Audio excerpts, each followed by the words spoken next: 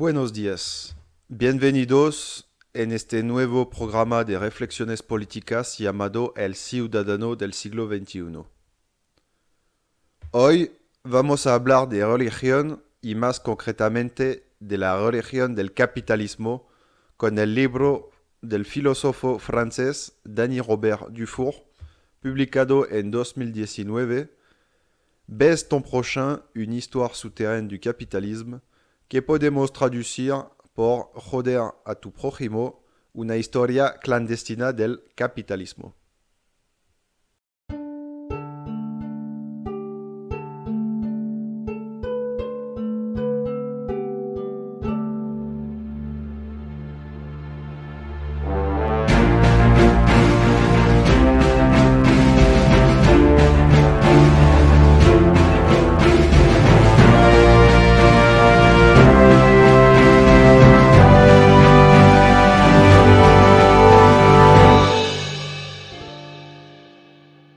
No faltan teorías para explicar el desarrollo del capitalismo y sus consecuencias en nuestras sociedades actuales.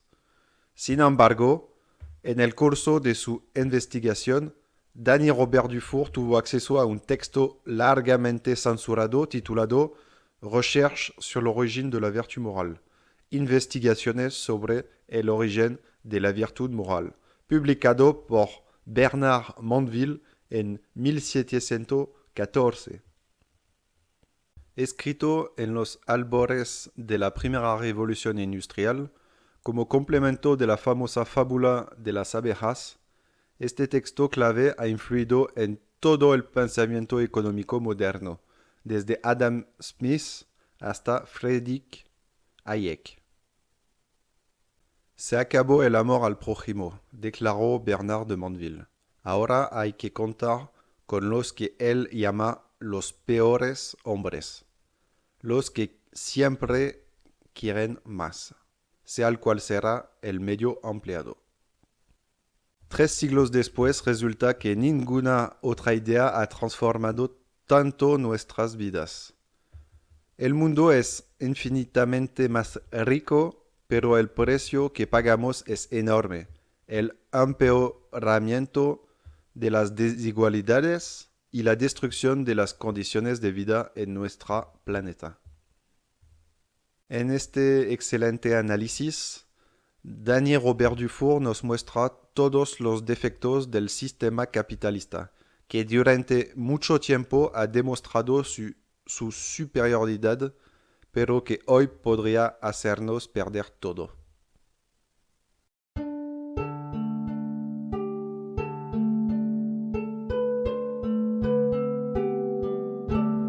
Denis Robert Dufour es un filósofo francés contemporáneo, profesor de filosofía en la Universidad de París hasta 2015, es director de programa en el Collège International de Philosophie de 2004 a 2010 y ex residente en el Institut d'études avancées de Nantes de 2010 a 2012. Enseña regularmente en el extranjero, en particular en América Latina. Su trabajo se centra en la filosofía del lenguaje, la semiología, la filosofía política y el psicoanálisis. Los libros más importantes de Denis Robert Dufour son L'art de réduire les têtes, Le divin marché, La cité perverse, Le délire occidental, Pleonexie y Le Code Jupiter, una filosofía de la astucia y el exceso, publicado en 2018. El título del libro Joder a tu prójimo, una historia clandestina del capitalismo, puede parecer provocativo, pero en realidad no lo es en absoluto porque se trata de una obra teológica.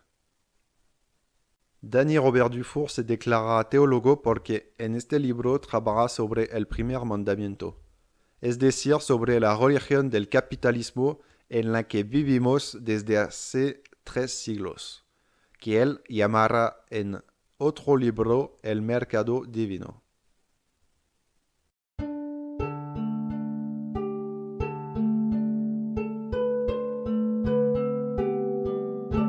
Este libro que Robert Dufour publicó sobre la religión del capitalismo describe en primer lugar dos textos olvidados del filósofo holandés Bernard de Monville. Este último vivió entre 1678 y 1733 y se declaró doctor en las pasiones del alma, es decir, psicólogo. Estudió en los Países Bajos y se licenció en medicina y en filosofía con otro gran filósofo de la época, el francés René Descartes, antes de trasladarse en Inglaterra a Londres hacia 1695. Además de escribir textos filosóficos, ejerció la profesión de psicólogo de la que fue uno de los precursores.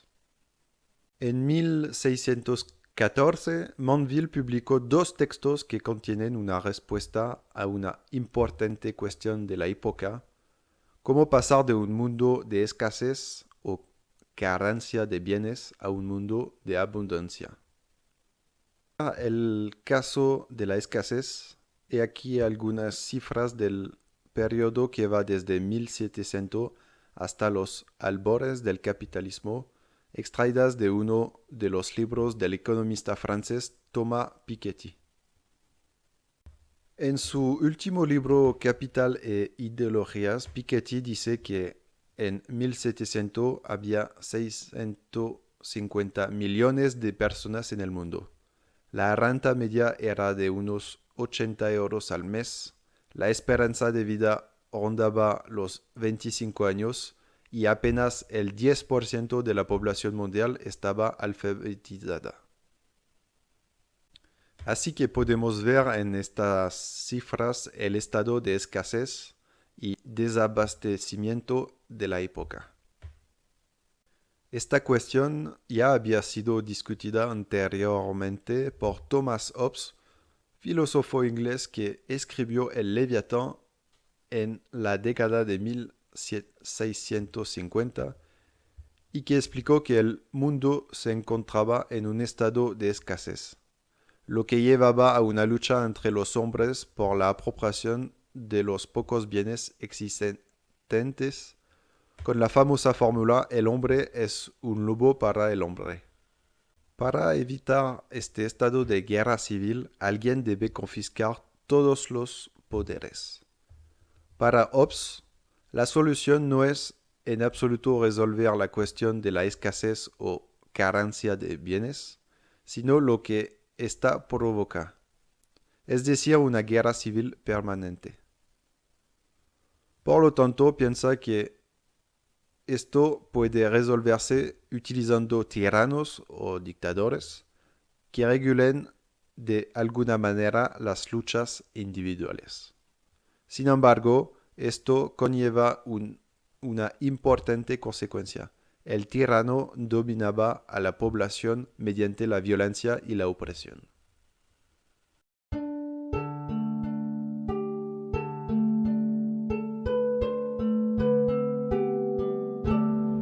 Es esta cuestión la que Manville retomará en estos dos textos, proponiendo un remedio a este estado de escasez o carencias de bienes, y que finalmente será adoptado para los siglos siguientes. El primer texto se llama La fábula de las abejas. Este relato está organizado en dos partes. En la primera parte, Manville habla de una colmena que es rica porque todos sus habitantes son ladrones. Por ejemplo, los jueces que se encargan de los asuntos entre los habitantes para arreglar al que paga. Este dinero que se lleva el juez será luego redistribuido al resto de la sociedad, como cuando el juez quiere construirse una hermosa casa porque necesitará buenos artesanos para construirla.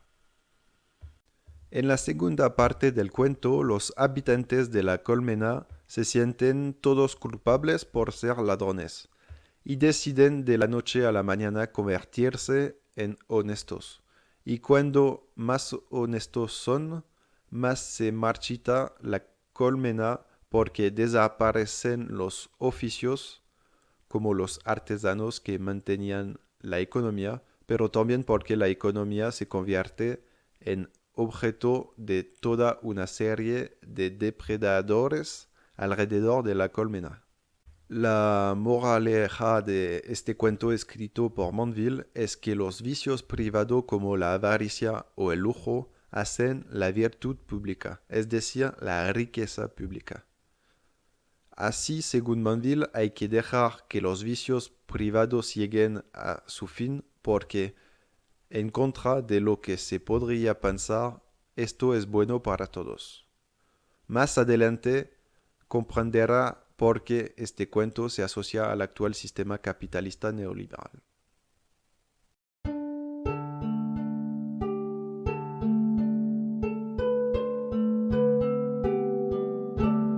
El segundo texto de Mandeville, Investigaciones sobre el origen de la virtud moral, ha sido completamente censurado y olvidado durante siglos porque contiene las instrucciones políticas para aprobar esa idea de dejar que los vicios lleguen a su fin. Para que esta moral pase sin provocar una revuelta, hay que hacer callar a los individuos. Este es el arte de gobernar desarrollado por Mandeville. Es un arte de gobernar muy interesante porque es mucho más sutil que el texto de Maquiavelo, El Príncipe, que explicaba cómo controlar al pueblo. Este es el argumento de la investigación de Mandeville sobre el arte de gobernar.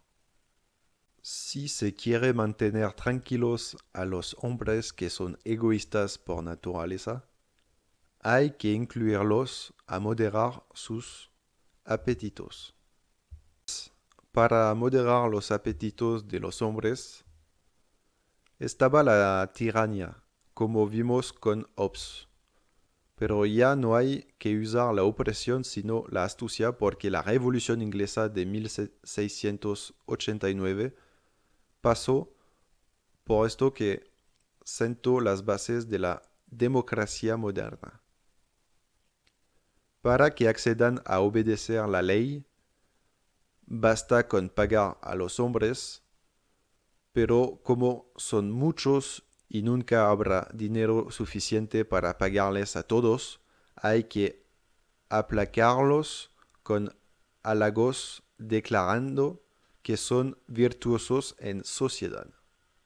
Esta política de adulación hace surgir tres clases psicológicas según Mandeville. Una primera clase de individuos donde esta política de adulación no será efectiva y que estará formada por bandidos, ladrones, chulos, prostitutas, mendigos, traficantes, etc. Esta clase siempre corre tras los placeres inmediatos, pensando solo en sus ventajas personales. Por lo tanto, es la clase más peligrosa.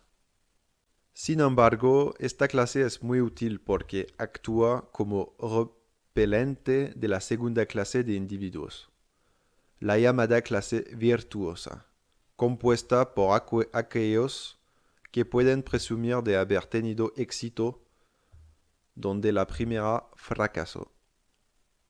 La integración en una sociedad virtuosa. Podríamos asociar esta clase con la clase media y trabajadora. Mandeville muestra a partir de sus dos clases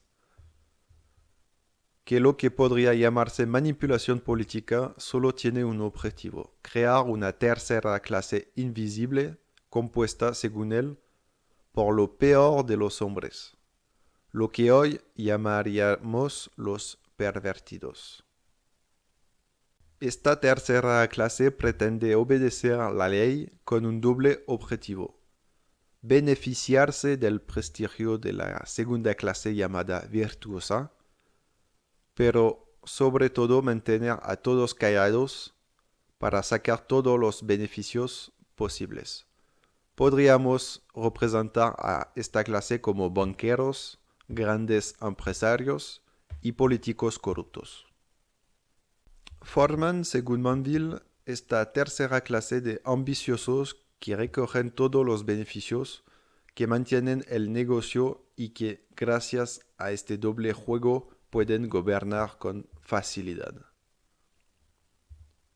Les basta con predicar el espíritu de dedicación al bien público como el crecimiento económico que beneficia a todos a través del capitalismo neoliberal, para obligar mejor a las otras clases a la abnegación y a la honestidad forzada, haciéndoles quejarse de la corrupción, por ejemplo.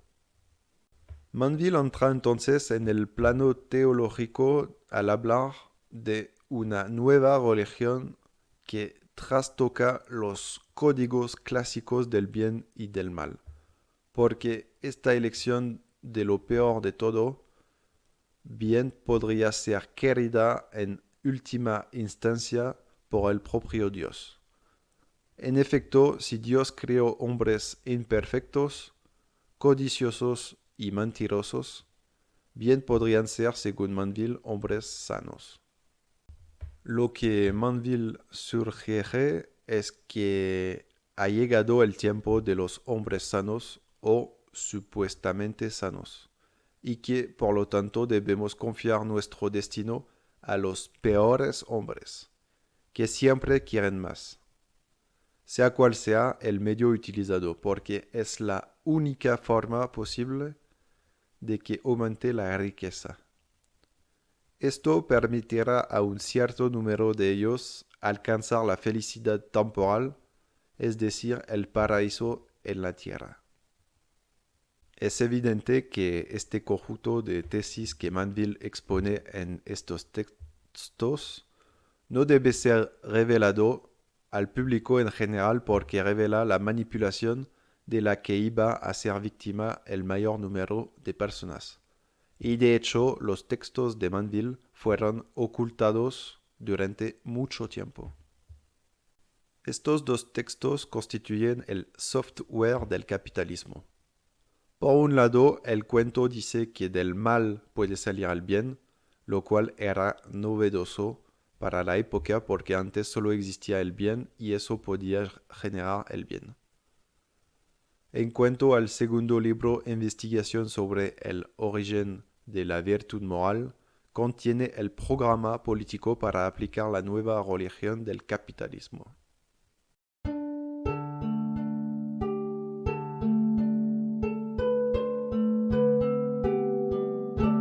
Si hay que reintroducir a Manville en el pensamiento actual y salir del olvido que ha provocado su nombre, es porque habla sin filtros de las condiciones en que se creó el capitalismo y revela cómo el capitalismo constituyó lo que Robert Dufour llamaría un giro perverso de la civilización. Este giro perverso preconizado por Manville no ha hecho más que acentuarse con la aparición de la forma actual del capitalismo neoliberal. Ya no es el capitalismo industrial del siglo XIX, sino el actual capitalismo financiero que proviene directamente de la acción de los numerosos grupos de reflexión económica creados por la sociedad Montpellerin. Este capitalismo financiero expone su amor por el dinero. Es importante saber qué es la sociedad Montpellerin. Fue fundado en 1947 por un gran pensador austriaco, Friedrich Hayek, que estaba rodeado de 35 miembros en el momento de su creación, 8 de los cuales llegaron a ganar el Premio Nobel de Economía. Friedrich Hayek es un economista, filósofo, psicólogo, historiador y politicólogo que se propuso reconstruir el liberalismo a partir de pensamientos perdidos o malinterpretados durante los 2 últimos siglos. Tuvo tanto éxito que se convirtió en el líder de la escuela neoliberal de Chicago en Estados Unidos, reivindicando con el economista estadounidense Milton Friedman el libre mercado y el monetarismo y oponiéndose así a cualquier forma de regulación económica. La Sociedad Montpellier comenzó a funcionar como una secta, promoviendo el capitalismo neoliberal y la religión del dinero en las sociedades occidentales. Ha tenido tanto éxito que ha inventado una nueva religión que se ha impuesto en todo el mundo gracias al mercado divino. Un orden espontáneo tan perfecto que debe mantenerse absolutamente al margen de cualquier intento humano de regulación. La sociedad Montpellier contribuyó así a la llegada al poder y a la aplicación de los programas neoliberales de Margaret Thatcher en Gran Bretaña en 1979 y de Ronald Reagan en Estados Unidos en 1980, que marcaron un punto de inflexión en la conducción de los asuntos económicos mundiales.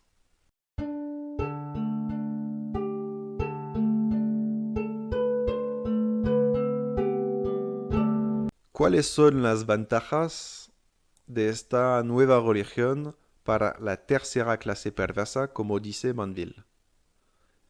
Estas son las tres principales cualidades que permiten que el dinero en las sociedades capitalistas modernas funcione como una religión.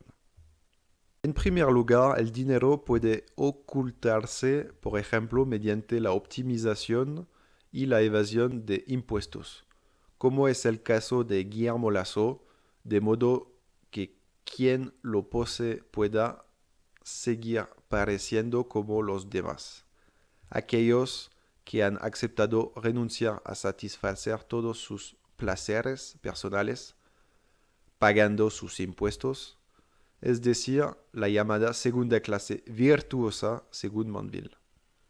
Esto permite disfrutar del placer de parecer virtuoso para el tercero perverso. En segundo lugar, el dinero puede comprarlo todo y especialmente todos los placeres. En tercer lugar, el dinero tiene la extraordinaria cualidad de poder crearse a sí mismo como por arte de magia, porque el dinero crea dinero, como decía el economista Karl Marx. Podemos verlo en la creación de nuevo dinero por parte de los bancos centrales de los países y en la especulación financiera. Por ejemplo, la fortuna del empresario francés Bernard Arnault, expatriado fiscal en Bélgica, o la de Guillermo Lasso, que tiene cuentas bancarias en paraísos fiscales. Esto es para evitar el pago de impuestos en Francia y Ecuador. La riqueza de Bernard Arnault ha pasado de 702.000 millones de dólares en 2018 a 100.000 millones de dólares, lo que le convierte en la tercera fortuna del mundo. Guillermo Lasso, por su parte, ha pasado de 1 millón de dólares en 2000 a 39 millones en 2021. El objetivo de esta tercera clase, que es la hiperclase financiera, es tener una riqueza infinita.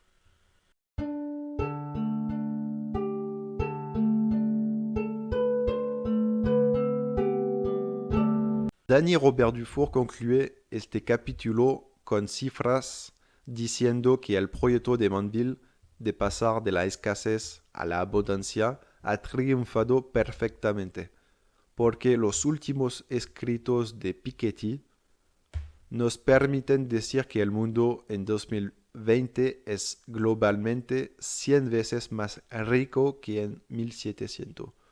porque hemos pasado de 650 millones de habitantes a 7.000 millones de habitantes. Y que la renta media en el mundo por persona es de unos 1.000 euros o dólares al mes. La esperanza de vida ha pasado de 25 años en 1700 a 70 años en 2020 y cerca del 70% de la población mundial está alfabetizada en lugar del 10% en 1700. Pero esto tiene un precio y es en primer lugar las enormes desigualdades de riqueza. Las 10 personas más ricas del mundo poseen tanto como la mitad más pobre de la humanidad, por lo que la riqueza de 10 personas equivale a la de 3.500 millones de personas. El segundo precio a pagar es la destrucción de nuestro planeta. Para que el mercado funcione, todo debe ser explotado sin ninguna restricción, por lo que el mundo no es más que un inmenso campo de recursos a explotar racional e industrialmente, y cuando sobreexplotamos nuestro planeta, lo destruimos irremediablemente.